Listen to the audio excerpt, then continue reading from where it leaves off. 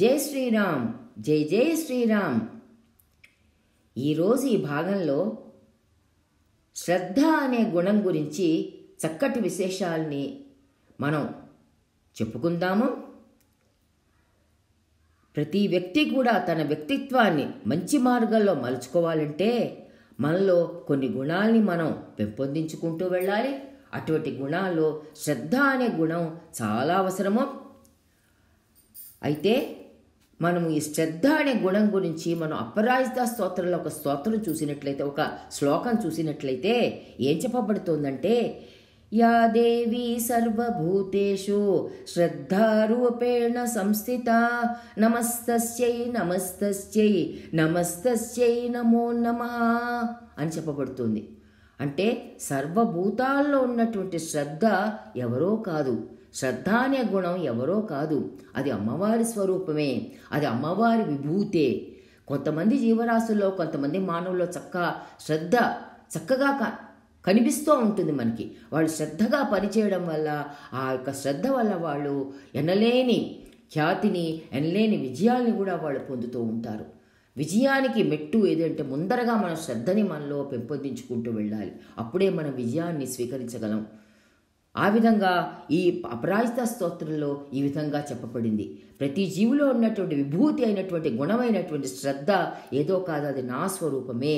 అందుకని ఇక్కడ అమ్మవారు ఏం చెప్తోంది, నువ్వు ఏ పని చేసినా కూడా నువ్వు ఆ పని శ్రద్ధతో చేసినట్లయితే నన్ను ఆరాధించినట్లే అని చెప్తోంది. అందుకోసమే నమస్తస్యై నమస్తస్యై నమస్తస్యై నమో నమః అని చెప్పబడుతోంది. అంటే ఇక్కడ మనం ఏం అర్థం చేసుకోవాలి, యువతీ యువకులైన వాళ్ళందరూ, పెద్దవాళ్ళమైన మనం అందరం కూడా పుట్టినప్పటి నుంచి మనం పోయే వరకు కూడా ఈ శ్రద్ధ అనే గుణాన్ని మనం కొద్ది కొద్దిగా పెంపొందించుకుంటూ వెళ్ళి ఆ శ్రద్ధ అనే గుణాన్ని మనం చక్కగా మనలో పాటించుకుంటూ వెళ్ళినట్లయితే కనుక మనం ఏ పని చేసినా కూడా అది ఎంతో రాణిస్తుంది, శోభిస్తుంది. మన అందరి మనల్ని కూడా ఎంతో పొందవచ్చు అనమాట.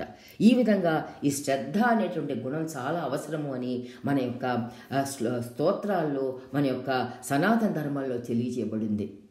అంటే ఈ స్తోత్రాలన్నీ కూడా ఎందుకోసం ఇచ్చారు, ఇటువంటి చిన్న చిన్న విషయాల్ని తెలుసుకుని ఈ విధంగా మీలో ఈ గుణాలని పెంపొందించుకోండిరా అని చెప్పేసి ఇటువంటి స్తోత్రాలు ఇవన్నీ మనకి ఇచ్చారు. అపరాజిత స్తోత్రం చదివితే ఏంటి, మనం ఆ స్తోత్రం చదవడం వల్ల మనకు పుణ్యం రాదు. ఆ స్తోత్రంలో చెప్పినటువంటి విషయాల్ని కనుక మనం ఆచరణలోకి పెట్టినట్లయితే కనుక తప్పకుండా మనకి విజయమే లభిస్తుంది, మనం పరాజయం పాలు కాము. అందుకోసమే అటువంటి మన విజయానికి కావలసినటువంటి విషయాలని కూడా ఈ అపరాజిత స్తోత్రంలో ఇవ్వబడ్డాయి. ఆ విధంగా ఆ గుణాలన్నీ, దాంట్లో ఇవ్వబడినటువంటి గుణాలని కూడా మనం మంచిగా మనం అవలంబించుకున్నట్లయితే కనుక మనకి తప్పకుండా మనకి విజయం సాధించవచ్చు అన్నమాట. అయితే అది కాకుండా ఈ అపరాజిత స్తోత్రమే కాదు, మనకి శ్రీకృష్ణ భగవానుడు భగవద్గీతలో కూడా ఈ శ్రద్ధ గురించి ఎన్నో విషయాలు చెప్పారు. భగవద్గీతలో శ్రద్ధ గురించి ఒక అధ్యాయమే దానికి కేటాయించబడింది, ఒక అధ్యాయమే శ్రీకృష్ణ భగవానుడు కేటాయించాడు.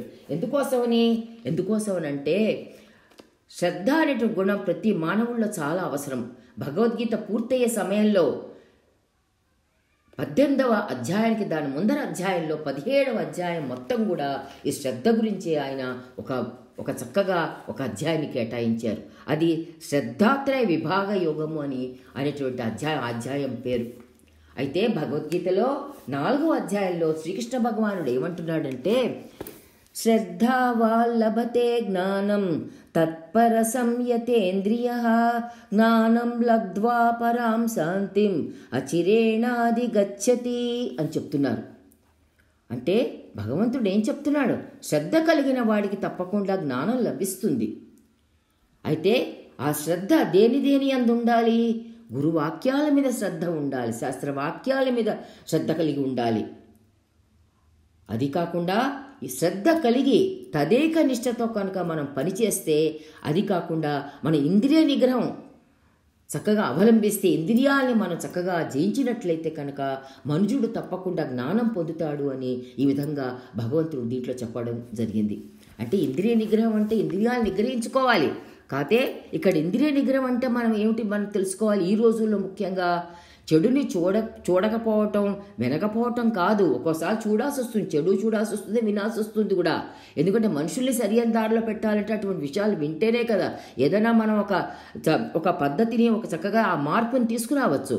అయితే ఎప్పుడైనా కూడా మనం చెడుని చూసినా విన్నా కూడా మన మనసు మటుకు చెడు భావనలు కలగకుండా మనం చూసుకుంటూ ఉండాలి.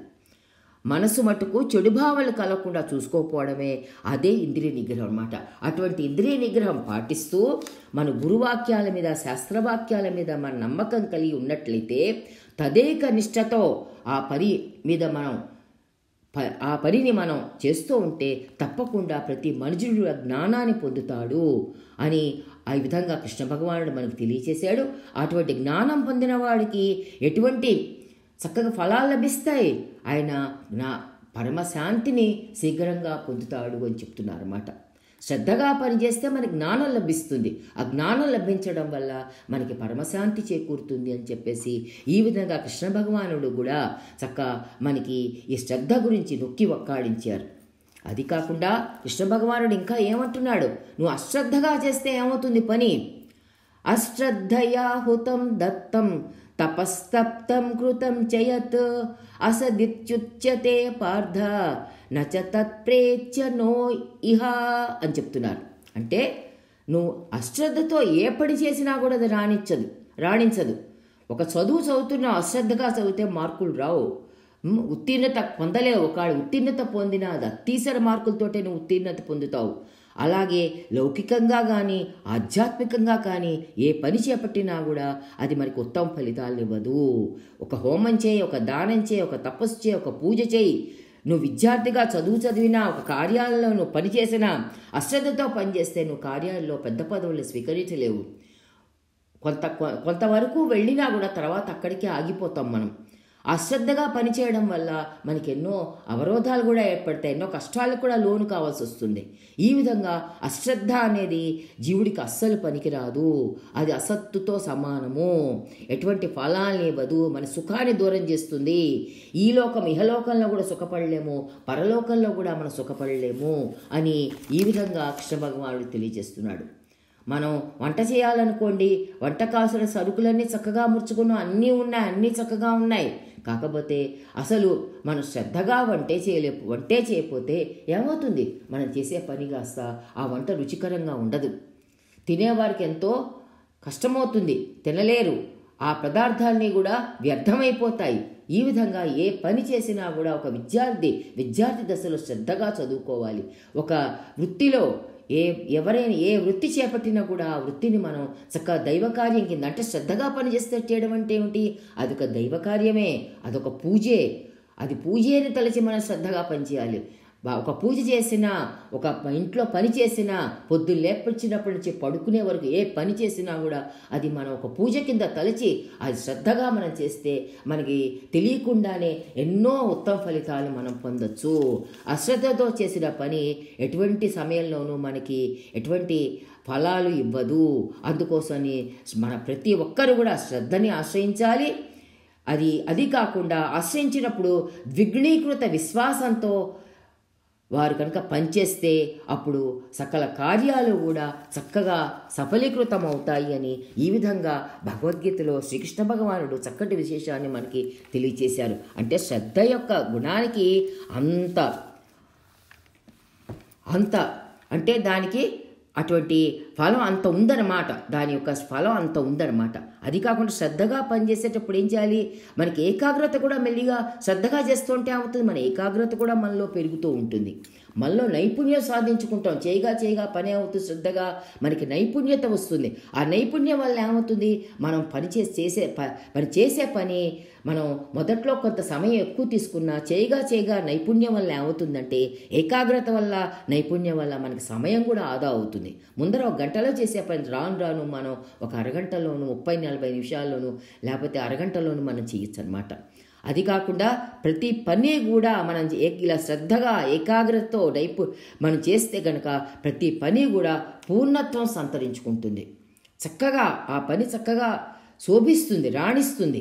అది ఆ విధంగా అవడం వల్ల మనం విజయానికి కూడా దగ్గర అవుతాం అన్నమాట. విద్యార్థులు చదువుల్లో విజయాన్ని పొందుతారు. ఒక ఆఫీసులో పనిచేస్తే కనుక, ఒక వృత్తిలో ఉన్నట్లయితే కనుక దాంట్లో ఉన్నత పదవులు స్వీకరించడానికి కూడా ఒక అవకాశం ఉంటుంది.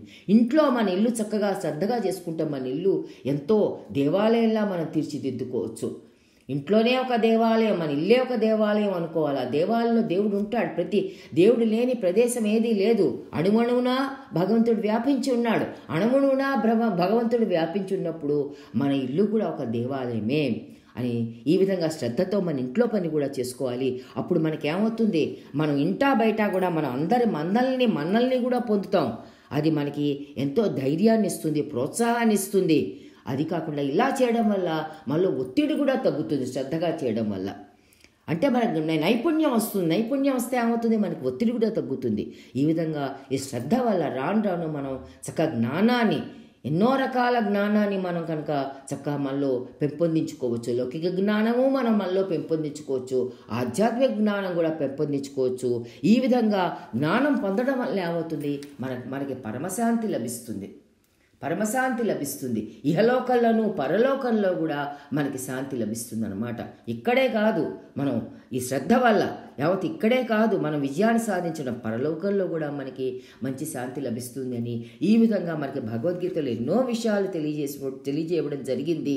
ఈ విధంగా ప్రతి వ్యక్తి కూడా మనం శ్రద్ధ అనే గుణానికి మనం తప్పకుండా దానికి ముఖ్యంగా ఆ శ్రద్ధ అనే గుణాన్ని మనలో పెంపొందించుకుంటూ వెళ్ళాలి. యువకులు ఈ రోజుల్లో ముఖ్యంగా కూడా ఈ శ్రద్ధ అనే గుణానికి మీరందరూ కూడా ఇంపార్టెన్స్ ఇవ్వండి అమ్మా. ఆ శ్రద్ధతో మీరు నడవండి. శ్రద్ధతో పెద్దవాళ్ళు గురువాక్యాల మీద మీరు నమ్మకం పెట్టుకోండి, శాస్త్ర వచనాల మీద నమ్మకం పెట్టుకోండి. ఆ విధంగా నడిచినట్లయితే కనుక మీకు అన్ని విజయాలే మీకు దక్కుతాయి అని తెలియచేసుకుంటూ, అది కాకుండా ఈ శ్రద్ధ వల్ల మనకి వివేకానందుల వారు కానీ, రామకృష్ణ పరమహంస కానీ, శారదామాత కానీ వీరందరూ కూడా ఎంతో మనకి నొక్కి ఒక్కాడించారు. ఇటువంటి శ్రద్ధ ప్రతి ఒక్కళ్ళు కూడా మనం ముందర మనం ఈ దేశాన్ని కనుక చక్కటి మార్గంలో నడిపించుకోవాలంటే, పరమశాంతిని దేశంలో పొందాలంటే కూడా ఈ శ్రద్ధ అనేది చాలా అవసరము. అందుకని శాంతి లేనిదే మనకి సౌఖ్యం లేదు అని మనకందరికీ తెలుసు. ప్రతి జీవుడు కూడా శాంతిమయంగా జీవించాలంటే ప్రతి జీవికి కూడా శ్రద్ధ అనేది చాలా అవసరం అని తెలియచేసుకుంటూ, ఈ కాంతికిరణాలు ఛానల్ని ఇప్పటివరకు సబ్స్క్రైబ్ చేసుకున్న వారందరికీ కూడా నా హృదయపూర్వక ధన్యవాదములు తెలియజేసుకుంటున్నాను.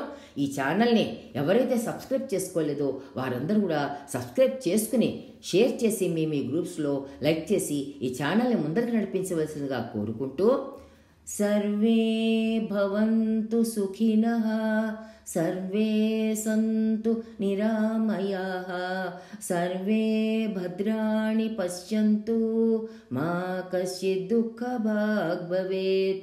ఓం శాంతి శాంతి శాంతి.